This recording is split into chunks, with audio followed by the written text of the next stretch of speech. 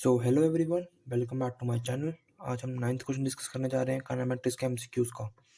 इस क्वेश्चन में हमें क्या दिया हुआ है, एक रॉकेट है, मतलब मॉडल रॉकेट है, वो ग्राउंड से फायर किया है कांस्टेंट अपवर्ड एक्सेलरेशन से। तो उसमें वो अपनी सारी लॉज ऑफ मोशन वैलिड रहेंगे।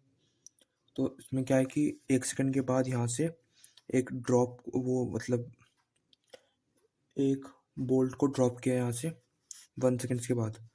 तो यहाँ से हम डिस्टेंस पूछ सकते हैं बड़े आराम से, U T plus half A T square से।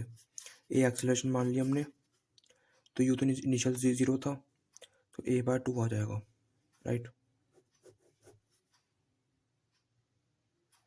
बहुत बढ़िया। इसके बाद हमें क्या दिया हुआ है, ओके ओके,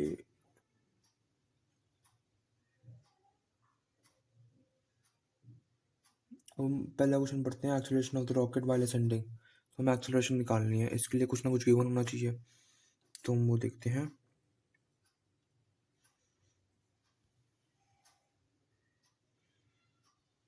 ओ यस, हमें बोल्ट का एयर टाइम दिया हुआ है, तो हम उससे निकाल पाएंगे बोल्ट जब यहाँ इस पॉइंट पे होगा, उसकी वेलोसिटी कितनी होगी।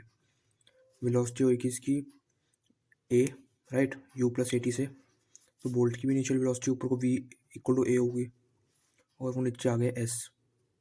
इसका हमें टाइम दिया हुआ है 2 सेकेंड्स, एयर टाइम बोल्ट का। अब यहाँ से पुट कर लेते हैं, एस क्या है, A by 2 equals to U T. अब ए बाय 2 नीचे आना चाहिए उसको, राइट, नीचे आएगा ए बाय 2, तो फिर वो नेगेटिव में आ जाएगा ये। अब ऊपर की एक्सेलरेशन ए हो जाएगी, और टाइम कितना दिया हुआ है, 2 सेकेंड्स दिया हुआ, राइट, प्लस हाफ।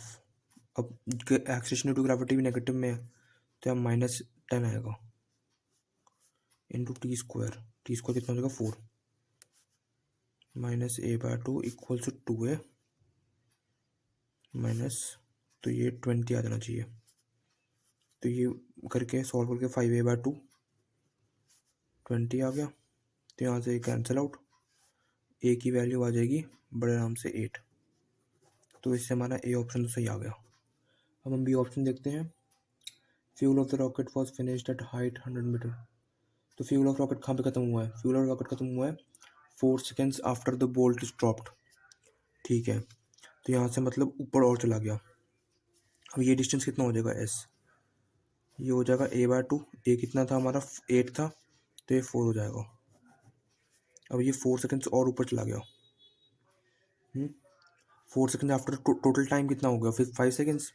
अब हम सिंपल 5 सेकेंड्स के लगा लेते हैं इक्वेशन ऑफ मोशन। हम इनिशियल पॉइंट से स्टार्ट कर रहे हैं, तो यू क्या 0 हो जाएगा, हाफ ए कितना है 8 इंटू टी स्क्वायर कितना होगा 5 सेकेंड होगा टोटल में। तो ये क्या 4, ये आराम से आ गया 100 मीटर। तो हमारा बी ऑप्शन भी सही आ गया। अब हम सी ऑप्शन देखते हैं, maximum speed of rocket during its flight, upward flight. Maximum speed क्या होगी, अब धीरे धीरे रॉकेट ऊपर जा रहा है, ऊपर जा रहा है, ऊपर जा रहा है, तो स्पीड बढ़ जाएगी, कांस्टेंट एक्सेलरेशन से ऊपर मूव कर रहा है, राइट। तो एक पॉइंट पे आएगा कि ऊपर जाके एक्सेलरेशन 0 हो जाएगी, उसकी जब फ्यूल खत्म हो जाएगा। जब एक्सेलरेशन खत्म हो गई तो जी लगने लग जाएगा नीचे को, जो उसकी वेलोसिटी को कम करेगा। तो इसलिए फिर जैसे ही जिस पॉइंट पे खत्म हुआ, उसी पॉइंट पे उसकी मैक्सिमम हाइट अटेन होगी और मैक्सिमम स्पीड भी वही होगी, राइट। नहीं मतलब मैक्सिमम हाइट अटेन नहीं होगी, उसकी थोड़ा और ऊपर जाएगा, गलती से बोल दिया। मैक्सिमम स्पीड उसी पॉइंट पे होगी, लेकिन स्पीड कम होती जाएगी उस टाइम पे उसके बाद। तो मैक्सिमम स्पीड निकालने के लिए हम पुट कर देते हैं वही यू प्लस 80, स्टार्टिंग से कर देते हैं पुट। तो यू तो 0 आ जाएगा, 8 इंटू 5 आ जाएगा, तो कितना आ जाएगा 40 आ जाएगा। और ये ऑप्शन नंबर सी भी सही आ गया। अब last option, total air time निकालना है इस रॉकेट का। ओके, टोटल एयर टाइम कैसे निकाल लेंगे हम, तो पहले तो अपवर्ड्स का टाइम निकाल लेंगे, अपवर्ड मोशन का, राइट। जब तक फ्यूल खत्म होता है तब तक का टाइम निकाल लेंगे। तब तक हमारा टाइम था 5 सेकेंड्स, राइट, वो दे ही होगा गिवन। इसको हम ऐड कर देंगे। अब 5 सेकेंड्स तक रॉकेट का फ्यूल खत्म हो गया, और स्पान वेलोसिटी इसकी 40 है, और हाइट है उसकी 100 हमने निकाली थी पहले पार्ट में। तो अब तो सिंपल वही रह गया, बॉल मान लेते हैं एक तरीके से इसको कि ये 100 मीटर है, ऊपर स्पीड है 40 मीटर पर सेकेंड, राइट। अब यहाँ से नीचे आएगा, टाइम निकालना है इसका। टाइम क्या हो जाएगा, -100 लिख देंगे। इससे पहले किया था 40t minus 5t², half GT² होता है ना यहाँ पे। बस ये क्वाड्रेटिक बन गई हमारी एक।